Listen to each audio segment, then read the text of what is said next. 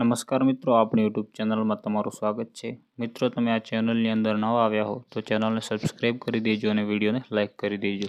Deesa Palanpur highway પર ભોયણ નજીક એક પૂરપાર ઝડપે આવતી એક કારે સ્કૂલ વાનને ટક્કર મારી।